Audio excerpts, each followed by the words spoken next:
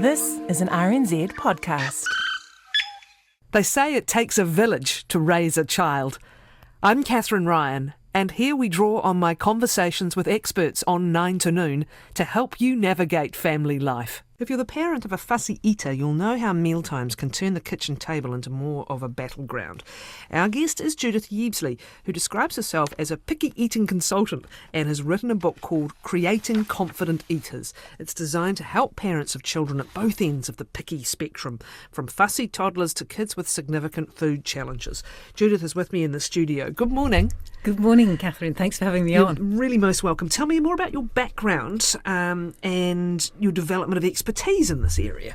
Well, I've spent the last 15 years both in Australia and New Zealand working with families around food and nutrition, and the last 5 years exclusively working with picky eaters. And what I realised was that parents know what to feed their child. What they don't know is how to get them to eat it. And so almost every parent I met said, look, I know what to feed my child, I just don't know how to get them to eat it. And we have a big gap between what is a huge and stressful and frustrating problem for a parent and the resources that are out there to resolve this issue. The how to get them to eat it is kind of obvious in a way. And do you have, and that's obviously the problem, right? Yes. You know, you want children to eat vegetables, fruit and vegetables, and have a range of nutrients. The how is the problem. Do you find there are different strategies to deal with the same problem, or is it first about identifying what the problem is? Bit of a chicken and an egg, really. Yeah. There are a range of strategies that work really, really well. Unfortunately, there's also a lot of misinformation out there, and there are a lot of things that people try that are not necessarily supportive. So picky eating's a spectrum, and there's a whole wide range. You've got the children who will only eat crackers for breakfast, lunch and dinner, and then you've got the ones that would prefer not to eat the broccoli. And the reasons for getting into that picky eating are as numerous as there are children. Do most children at some stage do this? By a lot from an evolutionary point of view, in the toddler years, it's very common to go through a fussy eating phase, because that would have protected the child when it was away from the mum and it started to pick up plants or other things. Mum's not watching. You can poison yourself. They know what they're eating. So they have to know what they're eating. Yeah. And so it's very common to go through that fussy phase. Unfortunately, that can often snowball and become something a lot larger. And that's something we see very, very frequently. And can that be as a result sometimes of it becoming a battleground? Absolutely. How we intervene as a parent can make a huge difference. There are also, and picky eating experts around the globe agree with this figure, between 5 and 10% of all children who have eating issues so extreme that they will not grow out of it without intervention. All right, let's start with the most common, and let's start with that toddler age group. I recall speaking to someone about this earlier, and something really registered with me. She said, get them in the kitchen when you're preparing a meal because they want to know where their food's coming from. Now, you say this is evolutionary. Is it perfectly logical as a person is getting their first little hint of independence at the age of 2.5 or whatever? Is it perfectly logical, even if they don't know it, to want to know? I mean, it's funny because they're busy, the same time they're busy shoving have been busy shoving all sorts of things in their mouths and experimenting. Is there a point at which they start to get questionable about that? I think it's always a positive to have your child in the kitchen. I think it's always a positive for a lot of reasons, and part of that is getting comfortable around foods, because if you're touching it, you're smelling it, you're seeing it, you're building a comfort level. And we don't, even as adults, eat something we don't have that basic comfort level with. bit difficult to cook with a toddler in the kitchen sometimes. It's a nightmare to cook with your toddler in the kitchen. Yeah. But how empowering is it for your 2-year-old Yeah. to be able to rip up some lettuce leaves, put them in a bowl, bring them to the table, and they've made the salad? So let's start with the toddler and what you would do with them when they're starting. Typically, are they typical foods, by the way, or just a huge variation? Give us a couple of examples of what often might happen and how you might tackle it. Well, what often happens is they start to refuse foods. So they're very happily eating bananas, and then suddenly they hate bananas. And that's really common, even for toddlers who are very eating competent. They have 5 bananas one day, and then they say they hate them the next day. And so my advice there is really simple. Just ignore the fact that they hate that banana and just keep that banana coming back and coming back and coming back. And maybe you do different things with banana. Maybe you do make it into a banana ice cream. Maybe you chop it up and you make it into a fruit salad. Maybe you put it on a skewer and make it a little bit more exciting. Maybe we talk about monkeys and we, go through that. There's a lot of things we can do. And toddlers are so much fun because they get so engaged and we can be so engaging. Is there a risk that they then start to see it as playtime, which they can do anyway, hurling it across the room or whatever? Yes. Playing with your food is not uncommon either. Yeah. No, but what's really interesting is that the modern medical advice is that if you have a child that has not played with their food and is a super selective eater, even if they're 7, 8 or 9, they should go back to that playing with their food stage, because that's the learning phase. The reason that babies smush pumpkin in their hair is because they're getting comfortable with it. They're learning about it. They're experiencing it. And obviously, we don't want our 8-year-old smushing pumpkin in their hair, but that's the reason the babies are doing that. So there's a reason for playing with your food, frustrating as it is. Yes, but obviously there's a difference between playing and I'm messing around. Yeah. Eventually you should eat it, right? Yes. Okay. So let's stay with the toddler. So you've got to persist, right? You don't just swap out the banana for something else. You persist and perhaps make it more, there's more action going on. What else might happen around that? Is food refusal typically the main thing? Food refusal or dropping foods is very, very common. Then there's we get to dinner and then they're messing around. They want to get down from the table. They're being disruptive. They don't want to eat. They're demanding the food that they like. They don't want to eat the foods that you like. I mean, all of that's really, really common. And what's happening there? They're just exerting their independence. Right. And they're pushing their boundaries. Right. And they're testing what they can and they can't do. And so this isn't a food issue per se. This is a behavioural development. Absolutely. Right. So how do you deal with that one? Again, is it just persistence? Really, a lot of it is persistence. And also, I think it's also making the distinction between, is this about the food or is this about the behaviour? If it's about behaviour, we treat it as a behavioural issue. If it's about food and they're really struggling with the food, then we would treat that differently. When do we get to the point where they're just eating one food and wanting it all day, and clearly it's nutritionally not ideal? Do you tolerate that for a while, particularly if they are eating? I think if you're down to under 10 foods, then there's an issue. I mean, generally we say under 20 foods, and that's an issue that we should be really looking at. My advice would be, if you only have a few foods, is still to try to rotate them. So rotate, don't repeat. Yeah. So what age are we at here, by the way? Still preschoolers or preschoolers and older? All the way through. Any age. Any okay. age. So if your child's only eating 5 foods, Yep. if they have it for morning snack, they don't have it for afternoon snack. Right. Because what's happening when they're just sticking to, you've got an example here, peanut butter on crackers. What's happening with that? Well, they've established a comfort level with something. Right. And the best way to explain it is your child has a box. Inside the box are all the foods that they're happy to eat. Outside the box, depending on how food fearful they are, is spiders. So they don't want to go outside that box. And that's really logical. If food is difficult for you, why would you want to step outside the box? So if you like peanut butter on crackers, Why not eat that? Okay. So you're gradually trying to get them comfortable with more foods and more foods into that box. Absolutely. Right. Again, what's the practical way of doing this? I want peanut butter on crackers. Well, you can have them tomorrow if you have this today. Like, this is the thing. How do you have the conversations? Well, and I think, firstly, we need to be in charge.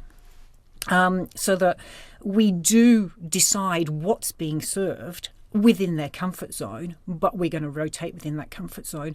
And then it's about, and this is the crux of Creating Confident Eaters, the book, it's about, you have a child that's fixated on toast for breakfast, and they only want toast for breakfast and they refuse anything else. How do you go from that toast to something else?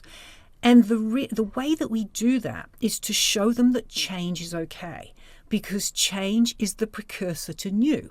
If you can't accept change, how can you accept new? It's the same for everybody. It's the same for adults. So, for example, you have a child that has peanut butter on toast every morning. So a gentle way to start this might be to say, well, instead of having the toast, let's cut it into strips and let's dip it in the peanut, let's soften the peanut butter and dip it in. Yes, they're still only eating peanut butter on toast. But they're starting to open their minds up to something different. Absolutely.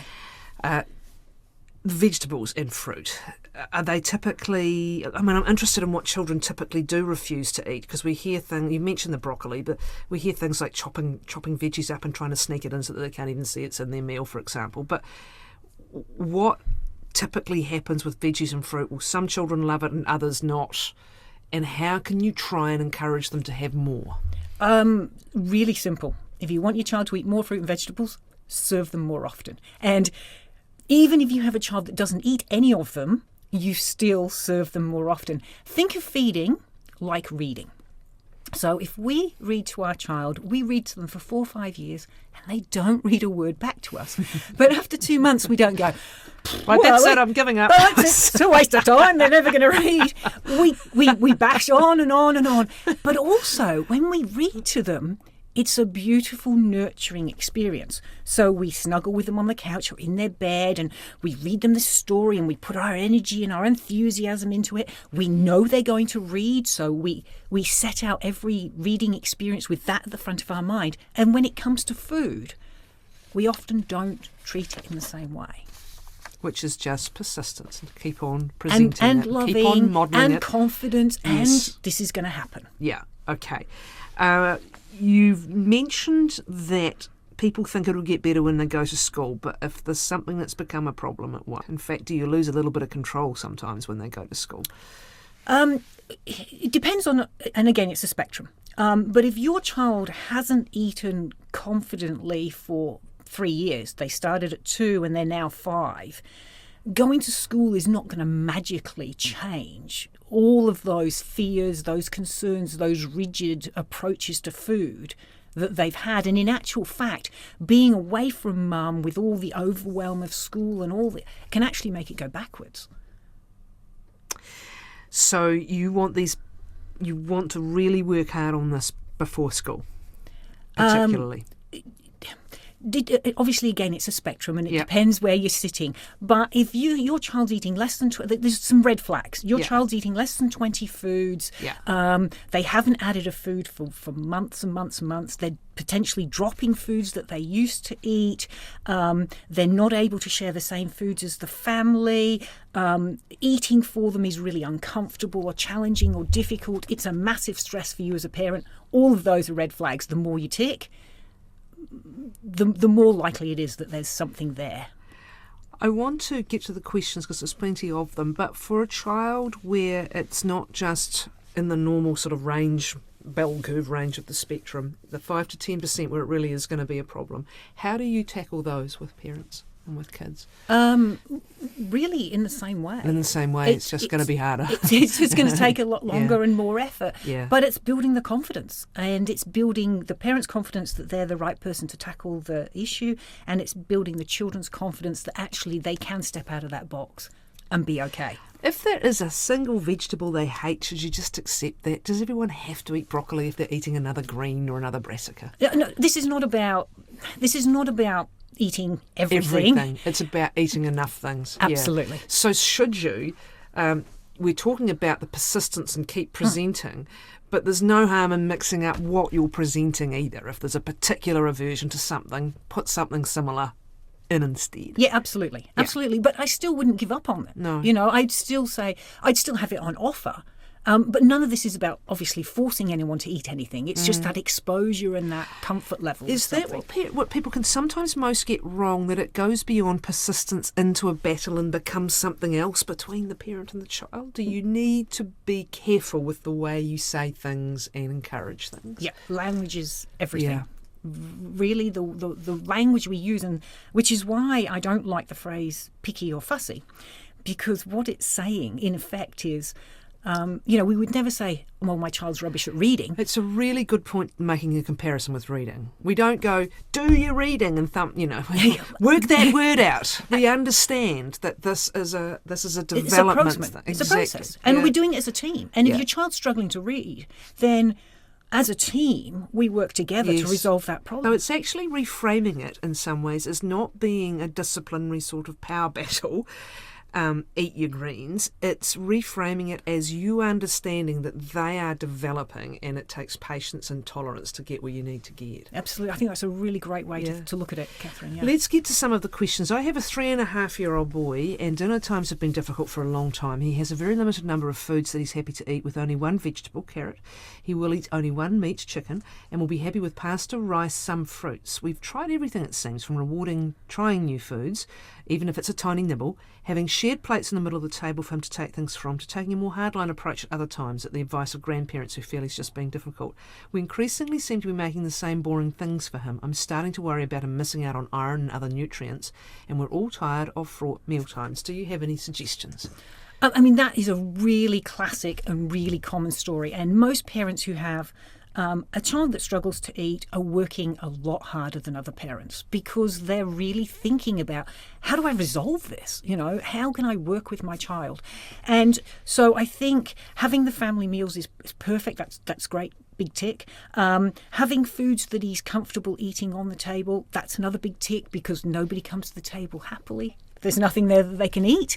I think what she possibly can do is, away from the table, and a lot of people want to teach their child to eat at the dinner table, but it's a place where it is often quite fraught, and I'm really tired by the time I get to dinner time. And if I've got a 3.5-year-old, they're bound to be tired. Hierarchy round a table too, isn't it? Absolutely. Yeah. Whereas if he's in the kitchen and you're experimenting with food, it's a far more gentle way to do this. And so maybe there he can help put a different sort of chicken onto a skewer ready for mum and dad's dinner. Maybe you can take the chicken and we can crumb it and we can have a look what happens. And yes, it's still chicken, but again, it's rocking his pedestal and it's showing him that he can take something new and it's going to be okay. But start with something he trusts.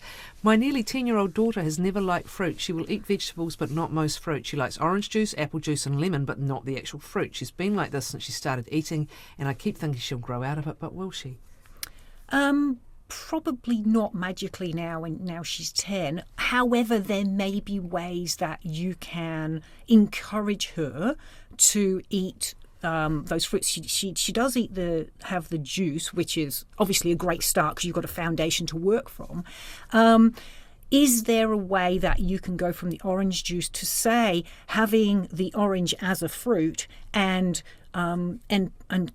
cutting it in half and squeezing, making your own juice? I was just thinking that instead of out of a bottle, make your own juice, and just taking that next little step, and from there, can we take the orange and can we suck on a segment of all of that sort of stuff? So it is about, how can we take that next step? I have an 11-year-old son whose palate hasn't developed since he was about 3. It seems to be a textural thing. He gags at almost all veggies, particularly broccoli and even roast potatoes, but chips are fine. He likes raw carrot, lettuce, grapes, berries and avocado, which makes the sum total of his fruit and veggie intake. Gagging is a reflex that babies have to get food out of their mouth when it shouldn't be in there and to stop them choking. The gagging can become an automatic response. So we see something we don't like and therefore we the child gags. I wouldn't be paying a lot of attention, to be honest, to the gagging, because I think that's probably a conditioned response. That's a habit that he's got into. And again, it's going back to building a comfort level for him with something else, because I think a lot of the time what we do is we take a food and we put it on our child's plate and we go, okay, eat that. And we expect them to go from not eating something to eating something. But it's a process. We've got to go through that, getting to know it, getting comfortable with it, getting to the point where I'm very accepting of that food before it actually goes in the mouth. I've just actually left off the second half of the email. We continue to present him with a range of healthy foods. Our daughter's a very adventurous eater. We've done nothing different with her. His fussy eating causes stress at family mealtimes. He'll often go to bed hungry rather than eat something outside of his narrow palate. That mainly includes protein and carbohydrate, but he's healthy and hardly gets sick. Everyone, including his GP, says not to worry and it will right itself one day. But I worry. Okay, so it's very normal to have 2 children in a family. I work with a lot of families where there's 2-3 children, and 2 of them eat perfectly normally and 1 eats, crackers on a blue plate. So the chances are he does have maybe sensory issues, and those sensory issues make food more challenging for him. However, what happens is often we manage those sensory issues better as we get older, but we have the hangover from how we felt about those foods when we were younger. And so it's very difficult to then add those back in. Again, is he going to grow out of it? No one's got a crystal ball. But I would say if he's very rigid around his approach to food, he has a very narrow band of foods, he's not willing to add any foods, he doesn't taste any new foods, then magically growing out of it's probably not going to happen. Okay. My 15-year-old grandchild's a fussy eater. Her mother thinks she's autistic, but I think that even if she is, her eating habits are seriously awful. She only eats a very limited range of food, e.g. chicken breast cut up and pan-fried in a chicken wrap, but won't eat roast chicken breast. She has cornflakes and milk for breakfast and does eat toast with jam or peanut butter. She often has fruit instead of vegetables with her dinner. She eats spaghetti bolognese and her favourite is lasagna. This is almost the limit of her range. I'm worried about her eating habits. She also only has a small amount of these foods. Does she need help? I would say if you've got a limited diet, then looking for help's always a positive thing, and especially once you've got to 15.